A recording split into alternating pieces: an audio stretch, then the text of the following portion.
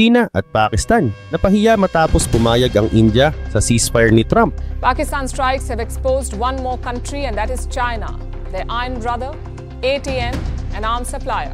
Isang nakakagulat na balita ang biglang lumabas at gumulat sa maraming bansa. Bigla raw nagpakawala ng mga missiles ang Pakistan papunta sa India at mabilis din itong ginantihan ng India sa pamamagitan ng airstrikes. Pero ang mas nakakabigla ay may mga armas mula China na sangkot sa gulo. Lumabas din ang mga video online na nagpapakita raw ng mga pinabagsak na jet, pero ang totoo, galing lang pala ito sa isang video game. Ano ba talaga ang nangyari? Sino ang nagsasabi ng totoo? At sino ang gumagawa ng kwento? Alamin natin ang buong istorya sa likod ng kaguluhan. Pero bago tayo magsimula, ay baka pwedeng paki-like at subscribe ng video na ito. Malaking tulong at bagay na ito sa aming mga content creators. Maraming salamat po. Kaya naman simulan na natin.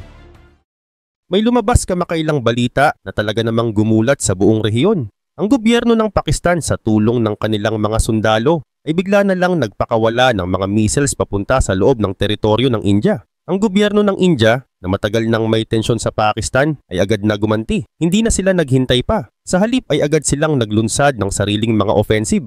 Pinuntirya nila ang ilang mahahalagang lugar sa loob ng Pakistan. Samantala, habang patuloy ang putukan sa magkabilang panig, ay unti-unti ring lumalabas ang iba pang detalye ng nangyayari. Ayon sa ulat ng militar ng India, humigit kumulang nasa pagitan ng 35 hanggang 40 na sundalo mula sa Pakistan ang namatay sa labanan. Ang impormasyong ito ay lumabas lamang ilang oras matapos pumutok ang unang balita tungkol sa sagupaan. Sa puntong ito ay malinaw na hindi na gumagana ang dating kasunduan tungkol sa pagtigil ng labanan o ceasefire. Para bang tuluyan na itong winasak ng parehong panig.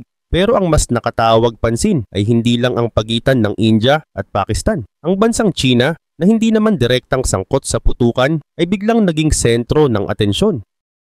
Ito ay dahil sa unang pagkakataon ay may gumamit ng mga armas na gawa sa China sa isang makabagong digmaan. Sa halip na mapabilib ang buong mundo, ang resulta ay kabaligtaran. Ayon sa ilang ulat, pumalpak ang mga air defense system na galing sa China. Hindi nito naprotektahan ng isang mahalagang airbase sa Pakistan. Kaya't sa mismong araw na sumiklab ang kaguluhan, noong May 7 bandang 4 o'clock ng madaling araw, ay agad na dumating sa Islamabad ang ilang Chinese diplomat. Pumunta rin sila sa loob mismo ng Foreign Affairs Office ng Pakistan upang pag-usapan ang naging resulta ng unang bugso ng labanan. Sa pagkakataong ito ay aktwal na nagbanggaan ang mga weapons na galing sa China laban sa mga armas na galing sa mga Western countries. Pero sa halip na may pakita ang lakas ng Chinese weapons ay mas lalo pang nabunyag ang kahinaan ng mga ito. Kung kaya't agad ding gumalaw ang ilang tao mula sa China. Nagsimula silang gumawa ng mga kwento na hindi totoo. May ilang ulat na sinabing pinabagsak raw ng Chinese missile ang isang jet mula sa India na gawa sa France. Pero maraming mga analyst ang nagsabing wala itong matibay na basehan. Mukhang sinadya talaga itong palabasin para ipakita na magaling ang weapons ng China, kahit hindi naman ito napatunayan sa tunay na laban. Gayun din naman, sabi ng mga eksperto, halos 80% ng lahat ng gamit pandigma ng Pakistan ay galing sa China. Kaya't kung makikita na hindi epektibo ang mga ito, ay malaking kahihiyan ito para sa bansang China. Ayon sa isang analyst na nagngangalang Ryan Macbeth, parang ginagamit daw ng China ang labanan sa pagitan ng India at Pakistan bilang isang pagsubok. Tinitignan nila kung paano nila magagamit ang ganitong klaseng labanan bilang ensayo para sa tinatawag na gray zone warfare. Ibig sabihin, hindi lang armas ang gamit kundi pati propaganda, panlilinlang at psychological warfare. Kaugnay pa nito, habang pinupulbos ng India ang mga pinaghihinalaang teroristang kampo sa loob ng Pakistan, ay kumalat naman ang mga balita na may mga jets mula sa India ang pinabagsak. Biglang nabaling ang usapan ng mga tao dahil hindi na tungkol sa mga terrorist camps, kundi sa kung anong klase ng jet daw ang nawala, French-made ba o Russian-made. Dito makikita kung gaano kalakas ang epekto ng maling balita. Sa halip na katotohanan ang lumabas, ang mga imbentong kwento ang nangingibabaw.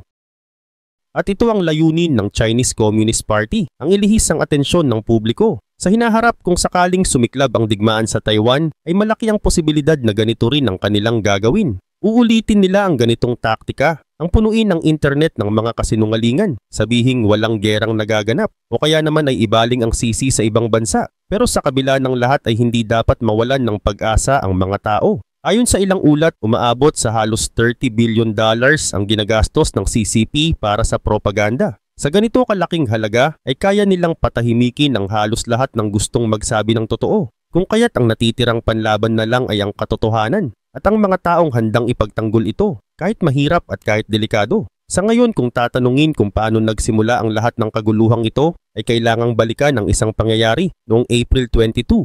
Sa araw na yon ay isang malagim na atake ang naganap sa Kashmir. May 5 armadong lalaki, may dalang M4 carbines at AK-47s ang pumasok mula sa border ng Pakistan patungong Palum, isang lugar sa India na kilala bilang paboritong pasyalan ng mga turista. Doon ay isa-isa nilang hinarang ang mga tao at pinilit silang magpakilalang Muslim. Kailangan daw nilang magbasa ng bahagi mula sa Quran. At kapag hindi nakapasa, ay pinipilit silang ibaba ang pantalon upang makita kung sila ay tuli. Para sa mga Muslim, ito ay normal. Pero hindi ito ginagawa ng mga Hindu. Kung kaya't kapag hindi sila pumasa sa parehong pagsubok, ay karamihan sa kanila ay pinatay sa harap ng kanilang asawa, anak at mga kaibigan. Bukod pa rito, pagkalipas ng halos 2 linggo matapos ang isang madugong pag-atake sa lugar ng Kashmir, ay muling nabalot ng tensyon ng rehiyon. Noong May 6 ay nagsagawa ang India ng malalakas na airstrike sa siyam na location na nasa loob ng teritoryo ng Pakistan. Ayon sa panig ng India, ang mga lugar na ito ay pinaniniwalaang pinagkukutaan ng mga teroristang sangkot sa nangyaring pagsabog sa Kashmir. Nilinaw rin ng mga opisyal ng India na sinadya nilang huwag patamaan ang mga military base ng Pakistan upang hindi lumala ang sitwasyon at makaiwas sa isang malawakang digmaan. Para sa kanila, ang layunin lang nila ay hanapin ang mga may sala at panagutin ang mga ito sa batas. Ngunit hindi ito ang naging pananaw ng pamahalaan ng Pakistan. Ayon sa kanila, ang tinamaan ng airstrike ay hindi mga kampo ng terorista, kundi mga gusaling ginagamit ng mga sibilyan tulad ng moske, paralan at iba pang public facilities. Naglabas pa nga sila ng mga larawan ng nasirang moske upang patunayan ang kanilang pahayag. Samantala, habang patuloy ang sagutan ng magkabilang panig tungkol sa kung ano talaga ang tinamaan ng mga airstrike, ay biglang naging mahalagang bahagi ng investigasyon ng social media. Sa isang masusing ulat ay ginamit ng mga eksperto ang mga video na mula mismo sa mga residente sa paligid ng pinasabog na lugar. Gumamit sila ng satellite images at geolocation tools upang matukoy ang eksaktong kinaroroonan ng mga video na ipinost online. At ang lumabas sa kanilang pagsisiyasat ay nakakagulat. Maraming mga video ang kuha mula sa lugar kung saan tumama ang airstrike. Sa mga video na ito ay makikita ang mga lalaking may hawak na baril, gumagamit ng mga salitang may kaugnayan sa jihad at nagpo-post ng mga mensahe ng suporta para sa mga grupong may kinalaman sa terorismo. Ayon pa sa ulat, ang mga video na ito ay kuha malapit sa isang mosque na tinatawag na Maras Taiba Mosque na matatagpuan sa Muredkay, Pakistan. Ito ang parehong lugar na tinarget ng India noong May 7. Isa sa mga video ay nagpapakita ng mga batang lalaki na tila nagsasanay ng martial arts sa loob mismo ng mosque. Nakalagay pa sa caption ng video ang linyang, "We are little soldiers and we fight the non-believers." Karagdagan pa dito, gamit ang mga larawan mula sa satellite ay ipinakita ang pagbabago sa hitsura ng lugar bago at pagkatapos ng airstrike. Malinaw sa mga litrato na may tinamaan sa lugar at tumugma ito sa mga lokasyong nakita rin sa mga video online. At nang tanungin ng Ministry of Defense ng Pakistan tungkol dito, ay sinabi nila na ang mga video raw ay mga ordinaryong TikTok clips lang na nilagyan ng musika sa likod na isang karaniwang style ng paggawa ng video sa platform na yun. Para sa kanila, hindi raw ito sapat na ebidensya upang patunayan na may koneksyon ng mosque sa anumang grupong terorista. Idinagdag pa nila na ang pagbibintang sa mosque ay isa raw imbento lang mula sa social media. Ngunit dito na mas lalong lumalabo ang linya sa pagitan ng katotohanan at pagbaluktot.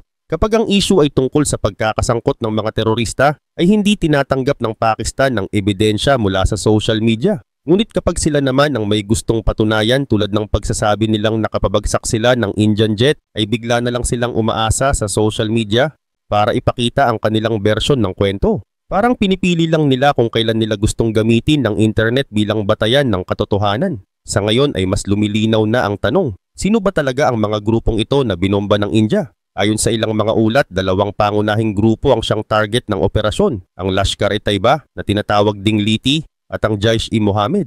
Ang Lit ay unang nabuo noong huling bahagi ng 1980s matapos ang kaguluhan sa Afghanistan. Noong una, ang layunin nila ay labanan ang mga puwersa ng Russia, pero kalaunan ay naging pangunahing layunin na nila ang India, lalo na sa bahagi ng Kashmir. Isa rin sila sa mga sangkot sa malagim na pag-atake sa Mumbai noong 2008. Sa insidenteng iyon ay 10 armadong kalalakihan ang nulan ng bangka na lumusob sa lungsod at pumatay ng hindi bababa sa 100 at 66 na katao. Isa rin ito sa mga pinakamatinding terrorist attack na nakita ng buong mundo. Ngunit ang mas nakakabahala, ang founder ng LET na si Hafiz Saeed ay patuloy pa ring malayang namumuhay sa loob mismo ng Pakistan. May nakapatong pangang $10 million na pabuya para sa sinumang makapagtuturo sa kanyang kinaroroonan ayon sa pamahalaan ng United States. Kasama rin siya sa listahan ng mga kilalang terorista sa ilalim ng United Nations at United States. Ngunit kahit na ganito na ang kanyang record ay tila hindi siya ginagalaw ng pamahalaan ng Pakistan at ang mas nakakagulat pa ay tila may proteksyon pa siya mula sa mga autoridad. Samantala, habang patuloy na malayang naglalakad si Hafiz Saeed sa mga kalsada, ay humaharap siya sa kamera at nagbibigay ng mga pampublikong pahayag sa harap ng maraming tao. Ngunit hindi maiwasang mapansin ang isang napakahalagang tanong na matagal nang ibinabato sa gobyerno ng Pakistan. Bakit hanggang ngayon ay malaya pa rin siya? Si Hafiz Saeed ay matagal nang kilala bilang isang pangunahing terorista. May bounty na $10 million sa kanyang ulo at maraming bansa sa buong mundo ang kinikilala siyang isang banta sa seguridad. Pero kung tatanungin mo ang mga opisyal ng Pakistan kung bakit tila wala silang ginagawa para hulihin siya, ay simple lang daw ang sagot, malaya siyang mamamayan. Wala kaming magagawa. Desisyon iyon ng korte. Ayon sa mga opisyal, malaya raw ang judiciary sa kanilang bansa. Ibig sabihin ay may sariling kapangyarihan ang mga hukuman. Ngunit ang nakakapagtaka rito, kapag simpleng activist lang ang bumatikos sa gobyerno, ay mabilis nila itong nahuhuli at nakakakulong kahit walang malinaw na kaso. Sa tala ng Amnesty International, daan-daang tao ang nakakulong sa Pakistan nang walang sapat na dahilan o malinaw na kaso. Pero sa mga kilalang terorista ay parang biglang nawawala ang lakas ng batas. At kapag binalikan natin ang mga nangyari noon ay mas lalong lumalalim ang tanong. Noong naganap ang malagim na pag-atake sa Mumbai noong 2008 kung saan 166 na tao ang namatay, bakit wala ni isang tao sa loob ng Pakistan ang napanagot? Lumipas ang ilang taon at noong 2011 ay lumutang ang pangalan ni David Headley, isang American citizen na umaming tumulong sa grupong Lashkar-e-Taiba sa pagpaplano ng naturang pag-atake. Sa kanyang salaysay sa korte ay sinabi ni Headley na mismong mga agents mula sa intelligence agency ng Pakistan, ang ISI, ang tumutulong at nagbibigay ng suporta sa mga terorista mula sa pera, gamit hanggang sa pagsasanay.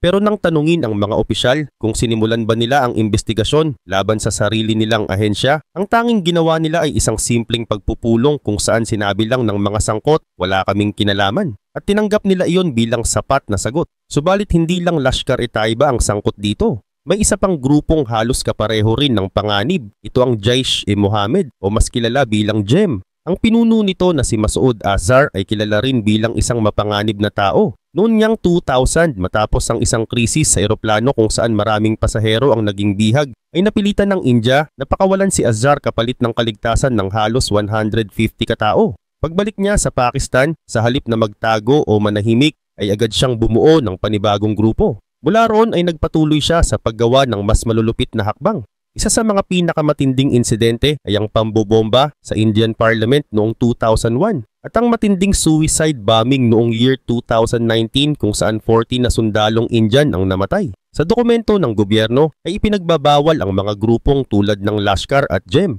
Ngunit sa totoong buhay ay parabang hindi umiiral ang mga batas. Ang headquarter ng Lashkar ay nandoon pa rin. Ang kampo ni Azhar ay aktibo pa rin. Sa katunayan, nito lamang nakaraang linggo ay tinamaan ito ng airstrike mula sa India. Ayon sa mga ulat, 13 katao ang namatay. Kabilang ang 10 sa mga ito ay kaanak mismo ni Azhar. Ngunit mas masakit pa rito ang sumunod na pangyayari.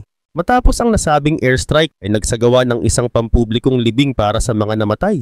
Ang buong seremonya ay inire ng live sa telebisyon sa Pakistan. Ngunit ang mas nakakabigla, ang nanguna sa panalangin ay si Hafiz Abdul Rauf na isang global terrorist ayon sa United States at isang kilalang leader ng Lashkar-e-Taiba. Habang pinapanood ito ng buong mundo, ay kapansin-pansin na tila walang nararamdamang kaba o hiya ang gobyerno ng Pakistan. Bukod sa naroon si Rauf, may mga sundalo pa ng Pakistan na nakasuot ng official uniform at dumalo pa sa seremonya. Kaya ang tanong, bakit tila pinapayagan ng Estado ang ganitong koneksyon? Hindi ba nila naiisip na sa harap ng maraming mata ay nakakasira ito sa imahe nila? Kapag naman inilalabas ang mga ebidensya tulad ng mga larawan, video at ulat mula sa international media, ay madalas itong binabaliwala ng mga opisyal. Ang madalas nilang sagot, social media lang yan. Hindi yan mapagkakatiwalaan. Ngunit kapag may lumabas na post na pabor sa kanila, ay agad nila itong ginagamit bilang ebidensyang mapanghahawakan. Isang halimbawa nito ay ang pahayag ng kanilang defense minister sa isang panayam sa CNN. Aniya, kung gusto nyo ng ebidensya na nananalo kami sa gera, ay tignan nyo lang ang social media. Sa unang tingin ay nakakatawa ito. Ngunit kung iisipin ng mas malalim, napakadelikado ng ganitong pananaw. Sapagkat kapag ang isang bansa ay hindi kayang tuluyang tapusin ang ugnayan nito sa mga grupong dati rin nilang tinulungan, paano pa natin aasahang sila ay magiging tunay na tagapagtanggol ng kapayapaan? Habang patuloy silang nagpapanggap sa mata ng buong mundo na wala silang kinalaman, ay malinaw ang mensahe ng India. Kung hindi ninyo kayang pigilan ang mga mamamatay tao, kami ang kikilos. At kapag dumating ang araw na yon ay babalik ang aming Air Force. Sa post mula sa official account ng pamahalaan ng Pakistan ay matapang nilang sinabi na pinabagsak daw nila ang ilang jet mula sa India. Isa itong pahayag na agad na nagdulot ng ingay sa social media at sa mga international forums, lalo na't may kasamang video na ipinapakita raw ang aktwal na pangyayari. Ayon sa mga opisyal na tagapagsalita ng Pakistan, 5 raw sa mga jet ng Indian Air Force at isang drone ang kanilang napabagsak matapos ang isang sagupaan sa himpapawid. Ngunit sa kabilang panig ay mabilis at malinaw ang naging tugon ng India. Wala raw ni isang ebidensyang sumusuporta sa sinasabi ng Pakistan. Wala raw mga larawan mula sa satellite, wala ring drone footage at lalong walang pisikal na patunay na may bumagsak na mga eroplano sa kanilang teritoryo. Kaya tagad na tinanong ang isang opisyal mula sa panig ng Pakistan kung totoo nga ba ang kanilang sinasabi at kung meron silang maipapakitang matibay na ebidensya na magpapatunay sa kanilang pahayag. Isa sa mga tanong ay kung totoo bang gumamit sila ng mga missiles na gawa sa China upang pabagsakin ang mga jet na pagmamay-ari ng India, partikular ang mga Rafale jets na itinuturing na isa sa mga pinaka-advanced na sasakyang panghimpapawid ng Indian Air Force. Pero imbes na magpakita ng malinaw na sagot o konkretong dokumento, ang sagot ng opisyal ay isang simpleng pahayag lang. Nasa social media lahat. Ang ibig sabihin para sa kanila, sapat na raw na may mga kumakalat na larawan at video sa internet para sabihing totoo ang kanilang claim. Ang sabi pa nila, hindi na nga raw sila ang naglabas ng ebidensya, kundi ang mismong mga taga-India na umano'y nag-upload ng mga larawan ng mga debris sa lugar ng Indian-administered Kashmir. Ngunit kung titignan ito ng mas malalim at mas seryoso, ay hindi ganoon kasimple ang lahat. Sa mga usaping may kinalaman sa digmaan, pambansang seguridad at international relations, ay hindi pwedeng ang basehan lang ay mga larawan na walang malinaw na pinanggalingan. Lalong hindi pwedeng ang pinanghahawakang pruweba ay mga post lang sa social media. Dahil kahit sino ay pwedeng gumawa ng pekeng larawan, pwedeng mag-edit ng video, at pwedeng magpakalat ng impormasyon na hindi naman totoo. At dito na pumasok ang isa sa mga pinaka-kontrobersyal na bahagi ng usapin. Naglabas ng isang tweet ang mismong official na Twitter account ng gobyerno ng Pakistan. Sa post na yon ay sinasabi nilang pinabagsak nila ang isang jet mula sa India. May kalakip pa itong video na anilay kuha mula sa mismong engkwentro. Ngunit nang suriin ito ng mga eksperto sa larangan ng military surveillance at open source intelligence, ay mabilis nilang nadiskubre na ang video pala ay hindi totoong footage mula sa military operation. Hindi rin ito kuha mula sa isang drone o mula sa anumang klase ng reconnaissance mission. Ang ipinost na video ay aktwal na gameplay footage mula sa isang video game na kilala sa tawag na Arma 3, isang simulation game na ginagamit ng maraming online players para maglaro ng mga military scenarios na halos kahawig ng totoong gera. Oo, tama ang narinig mo, isang video game. At hindi ito basta ordinaryong pagkakamali. Sa halip na agad itong bawiin o i-take down matapos mabuking na peke, ang tweet ay nanatiling online. Hindi ito binura, hindi ito itinama at walang opisyal na pag-amin na nagkamali sila. Parang wala lang. Para bang sinadya nilang huwag pansinin ang pagkakamaling iyon kahit malinaw naman na ang video ay hindi tunay at hindi rin maituturing na ebidensya ng anumang military success. Habang ginagawa nila ang ganitong klaseng disinformation, ay sila rin ang unang humihiling sa buong mundo na magpakita ng matibay na ebidensya kapag may mga akusasyong may kinalaman sa kanila.